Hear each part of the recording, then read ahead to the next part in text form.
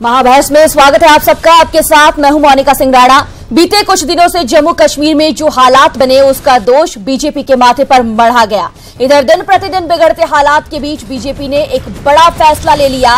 3 साल पहले जिस पीडीपी के साथ मिलकर सरकार बनाई उस पीडीपी से अपना समर्थन वापस ले लिया और इन हालात में महबूबा मुफ्ती ने भी अपना इस्तीफा राज्यपाल को सौंप दिया है। ये रिपोर्ट देखिए, फिर समझने की कोशिश करेंगे कि क्या 2019 से पहले बीजेपी का ये फैसला कोई मास्टर स्ट्रोक है। रियासती आईन पे जो कानून की रूह से करार पाया है, सच्चा एतिकाद रखूंगी और इसके तई वफादारी बरतूंगी। ये कि मैं हिंदुस्तान की खुद मुख्तारी और सालमियत को बरकरार रखूंगी। ये कि मैं उस फर्ज को जो मुझे सौंपा जा रहा है वफादारी और फर्ज शनासी के साथ अंजाम दूंगी। मंगलवार की अलग सुबह बीजेपी अध्यक्ष अमित शाह ने जम्मू कश्मीर के कद्दावर नेताओं की मीटिंग बुलाई तो एकाएक सभी की नजरें उस सियासी मंथन पर जा जमी जो मीटिंग के बाद सामने आने वाला था। और इस मंथन के बाद राजनीति की एक बड़ी घटना भी घटी, जो घटी तो घनघोर हो गई। जम्मू कश्मीर के बिगड़े हालात पर बीजेपी ने सियासी सर्जिकल स्ट्राइक करते हुए पीडीपी सरकार से समर्थन वापस ले लिया। आज एक विशेष बैठक के निमित्त सबको दिल्ली बुलाया गया। जम्मू कश्मीर परिस्थिति पर विस्तार से चर्चा हुई। गृह मंत्रालय से, एजेंसी से सबसे आवश्यक इनपुट्स लेने के बाद प्रधानमंत्री और पार्टी के अध्यक्ष अमित भाई, इन सबकी परामर्श होने के बाद आज हमने यह निर्णय किया है कि यह गठबंधन सरकार में आगे चलना भाजपा के लिए संभव नहीं होगा। आप सभी लोग जानते हैं, आज बीजेपी की तरफ से जो विड्रॉल ऑफ सपोर्ट हुआ उसके बाद मैंने अपना रिजिग्नेशन जो है गवर्नर साहब को भेज दिया है।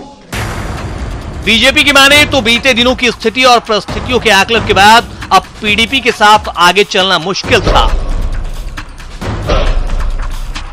क्योंकि सेना के जवान औरंगजेब की हत्या, पत्रकार शुजात बुखारी की हत्या और प्रेस की फ्रीडम के अलावा युद्ध विराम के दौरान कश्मीर में सर्वाधिक आतंकी घटनाएं घटी।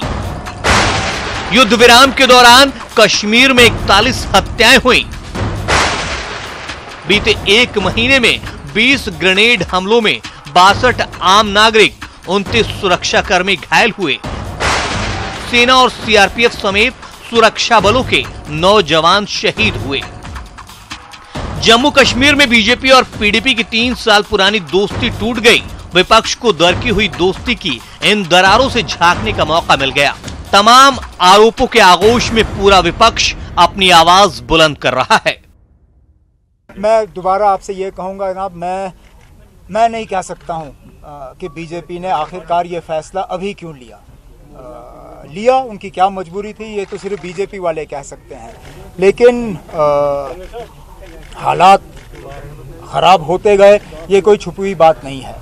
ये जो इक़दाम, ये जो फैसला लिया गया है बड़ा अनफॉर्चुनेट है और मैं ये समझता हूँ कि इस फैसले के बाद गवर्नर रूल होगा जम्मू एंड कश्मीर में और रिप्रेशन वहाँ पर होगा। बीजेपी इक़्तिदार में हिस्सा रही है पीडीपी के साथ और बीजेपी ने कोई इक़दामात नहीं किए, ना तो डायलॉग के लिए, ना उन वादों को पूरा करने के लिए इन्होंने जो एजेंडा ऑफ अलायंस में जिसका वादा किया। बीजेपी का असल मकसद क्या है कि आर्टिकल 370 को बर्खास्त किया जाए। बहरहाल महबूबा मुफ्ती पर असफलता के आरोपों के साथ बीजेपी ने जम्मू कश्मीर में सियासी सर्जिकल स्ट्राइक तो कर दी, लेकिन सवाल ये है कि क्या 2019 से पहले ये बीजेपी का मास्टर स्ट्रोक है। और सवाल ये भी है कि जम्मू कश्मीर में सत्ता का बलिदान 2019 में कोई सियासी समीकरण सिद्ध कर पाएगा। Bureau report, news 18।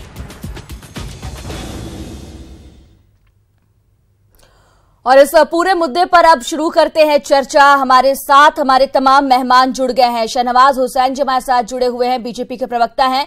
Shahnawaz Hussain जी, स्वागत है आपका। प्रणब झा हमारे साथ जुड़े हुए हैं, कांग्रेस प्रवक्ता।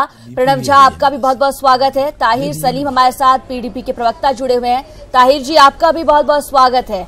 और हमारे साथ इस वक्त जुड़े हुए हैं अमिताभ अग्निहोत्री जी, एग्जीक्यूटिव एडिटर। सबसे पहले सवाल अमिताभ अग्निहोत्री जी से लेते हैं।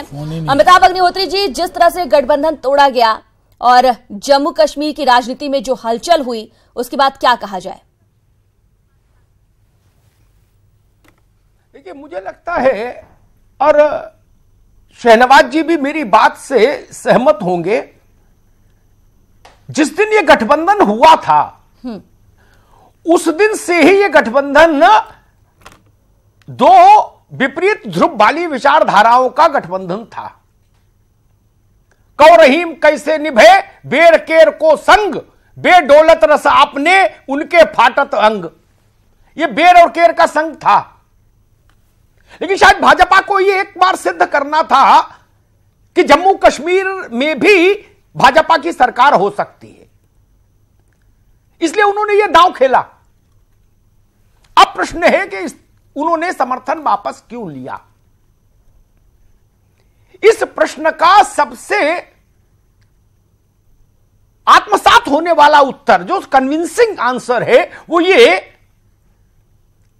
कि 19 के चुनाव से पहले भाजपा के लिए यह जरूरी था कि भाजपा उस सवाल से निजात पाए जो देश भर में गाहे बगाहे उसके प्रवक्ता नेताओं से पूछा जाता था कि आपने कश्मीर में पीडीपी के साथ सत्ता क्यों साझी की।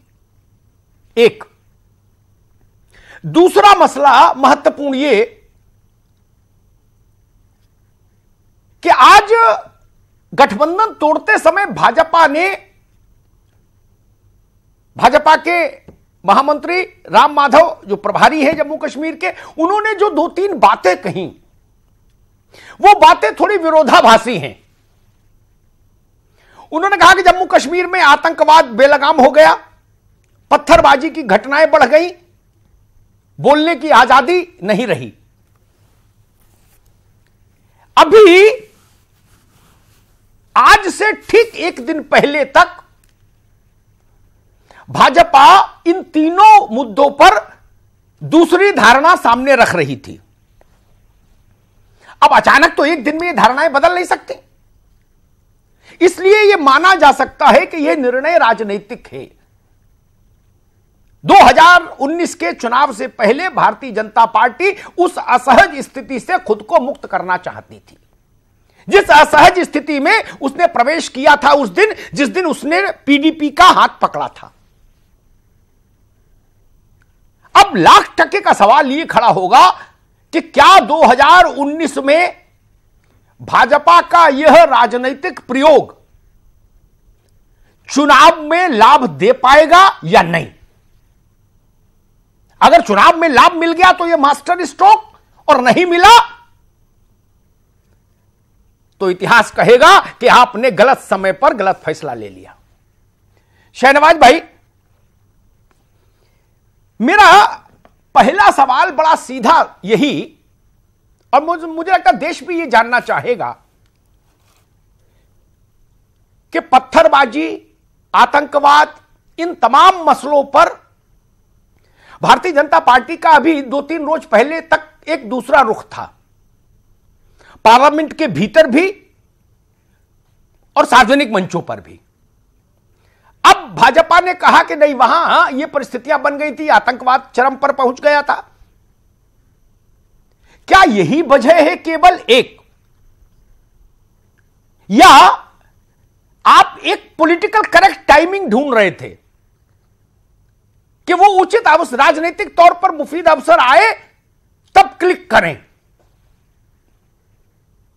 शहनवाज जी।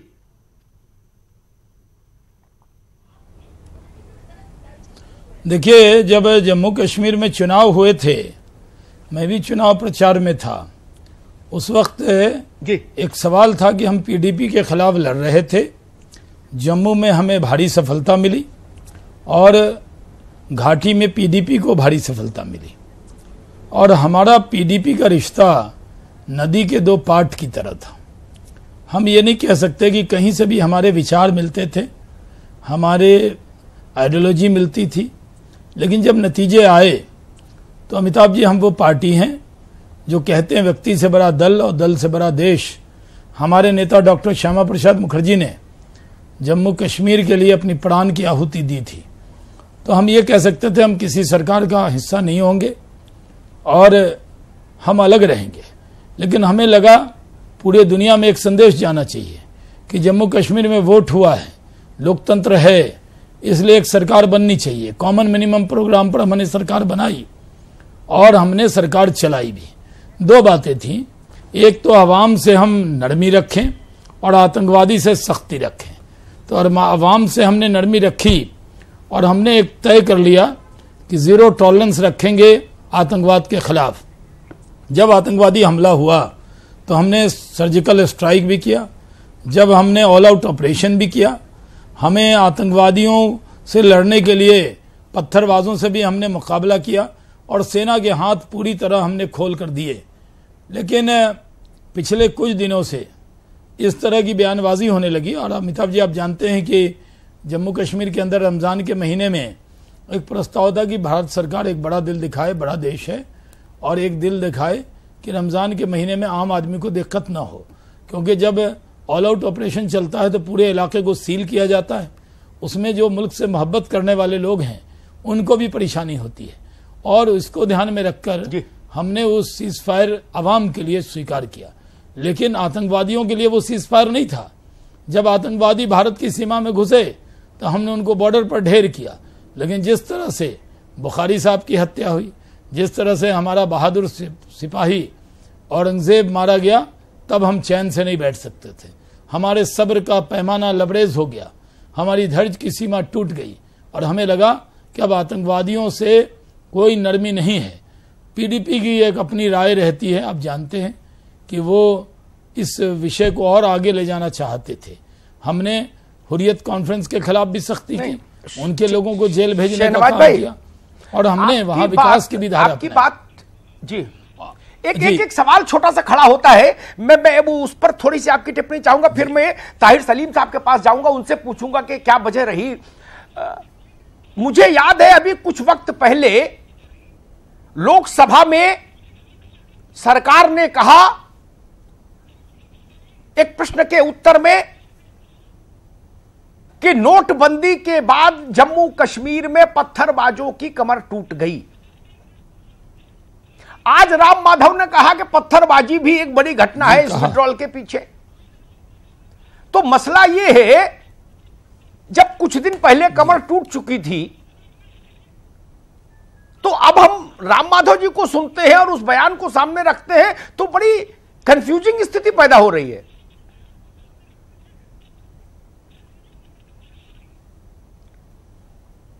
देखिए, कंफ्यूजिंग स्थिति नहीं है, ये सही है कि पत्थरबाजों की कमर टूटी। पीडीपी ने कुछ केस वापस करने का एक माहौल बनाया, पत्थरबाजों पे केस वापस हुआ। हमने भी कहा कि अगर मौका मिलता है, अब वो राष्ट्र की मुख्यधारा में आते हैं, अगर वो पत्थर छोड़कर, बंदूक छोड़कर कलम पकड़ते हैं और भारत माता की जय करते हैं तो हमें कोई दिक्कत नहीं है।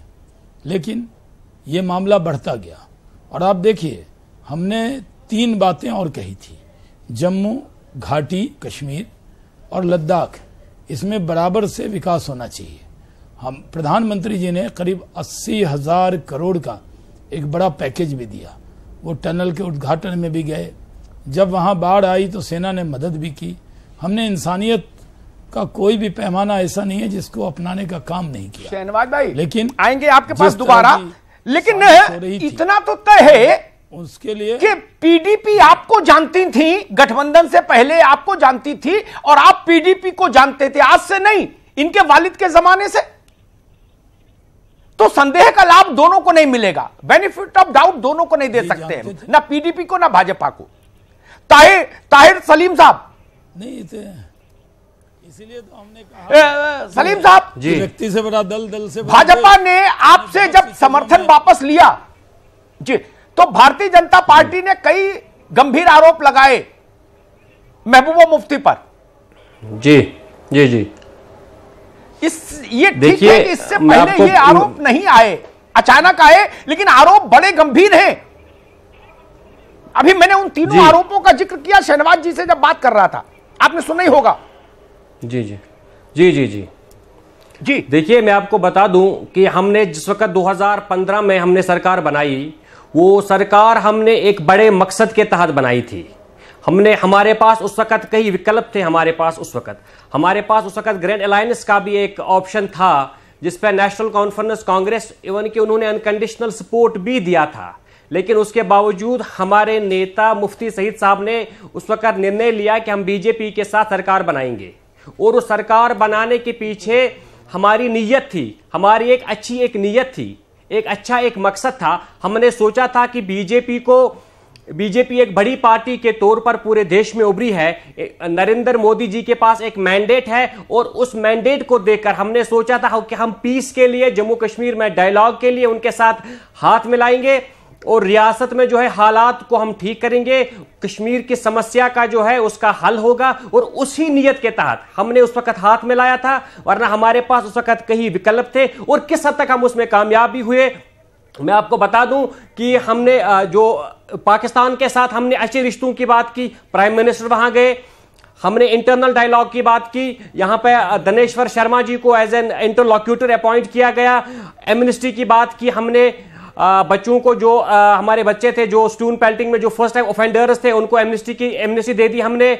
और इसके अलावा जितने भी हमने लोगों के साथ हमने कमिटमेंट की थी, हमने कहा था जब तक हम सरकार में हैं कि आर्टिकल 370 के साथ कोई छेड़छाड़ नहीं की जाएगी, वो हम उसमें कामयाब रहे। एक मिनट हम सरकार में रहे। ताहिर साहब एक मिनट, बीजेपी 3 बातें कह रही है। आतंकवाद बेलगाम हो गया महबूबा मुफ्ती के रिजीम में, पत्थरबाजी की घटना बेतहाशा बढ़ी, और बोलने की आजादी, फ्रीडम ऑफ स्पीच पर लगाम लगा दी गई। ये 3 बड़े सीवियर आतंकवाद की बात है। आतंकवाद जम्मू कश्मीर में, मैं पहली बार जो मिलिटेंसी पहली बार जम्मू कश्मीर में नहीं है, नई हमारी गवर्नमेंट में आने के बाद हुआ है। ये 90s से शुरू है। यहां पे कभी हालात एक साइड गए, कभी हालात दूसरी साइड गए, लेकिन हमने इतने सालों में जितनी हमसे हो सके, जितनी कोशिशें हमारी सरकार ने की कि रियासत में हालात ठीक हों, हम जो कोई भी कदम उठा सकते थे रियासत में हालात को ठीक करने के लिए, जितना भी कुछ किया जा सकता था, जो मैंने कुछ चीजें गिनाई भी आपसे। ठीक है। अच्छा सलीम साहब ईमानदारी से एक बात बताइए। ठीक है ताहिर सलीम, ईमानदारी से एक बात बताइए, आपको क्या लगता है आप मेरा नाम कि फिर आखिर बीजेपी ने नाम सही कीजिए, आप मेरा नाम सही कीजिए, मेरा नाम ताहिर सलीम नहीं ताहिर सईद है। अच्छा ठीक है, सॉरी, मुझे यही बताइए ताहिर सईद साहब, मुझे एक बात समझनी है आपसे। आखिर फिर भाजपा ने अचानक 3 साल का रिश्ता एक झटके में तोड़ा, क्यों? आपको क्या समझ आता है, क्या वजह रही होगी? चलिए आपकी वजह जान लें। शहनवाज साहब आपके डिबेट में हैं, मुझे लगता है कि he will be in a better position to answer this question. इस क्वेश्चन का जवाब मुझे लगता है कि हमसे बेहतर वो दे सकते हैं कि इन्होंने ऐसा फैसला क्यों लिया। उन्होंने तो दे दिया, अपनी तरफ से कहा, उन्होंने दे दिया कि आतंकवाद बढ़ रहा था। आप बात सुन लीजिए, हम 2 पॉलिटिकल पार्टीज थी, हमारी दोनों की पॉलिटिकल आइडियोलॉजीज डिफरेंट थी। हमारी आइडियोलॉजी अलग है, बीजेपी की आइडियोलॉजी अलग है, लेकिन हमने जिस वक्त 2014 में जो इलेक्शन हुए, उन इलेक्शंस के बाद जो लोगों ने जो एक वर्डिक्ट दिया, जो मैंडेट सामने आया, उसका भी हमने एहतराम किया। वो भी नजर में था कि लोगों ने एक मैंडेट दिया है, उस मैंडेट को भी हमने नजर में रखा, और उस मैंडेट को लेके और जो हमारा जो बड़ा मकसद था, आएंगे आपके पास, हाथ मिलाया था। जी ताहिर भाई आएंगे आपके पास। मैं प्रणब झा के पास जाऊंगा, कांग्रेस के प्रवक्ता हैं। प्रणब साहब, हमने गुलाम नबी आजाद साहब को सुना, उन्होंने कहा कि कांग्रेस समर्थन देने जैसा काम नहीं करेगी पीडीपी को। एक महत्वपूर्ण घोषणा तो यह हुई। दूसरा, एक बड़ी पॉलिटिकल पार्टी होने के नाते कांग्रेस क्या समझती है, आखिर बीजेपी ने इस वक्त यह फैसला क्यों लिया अचानक? कैसा रहा?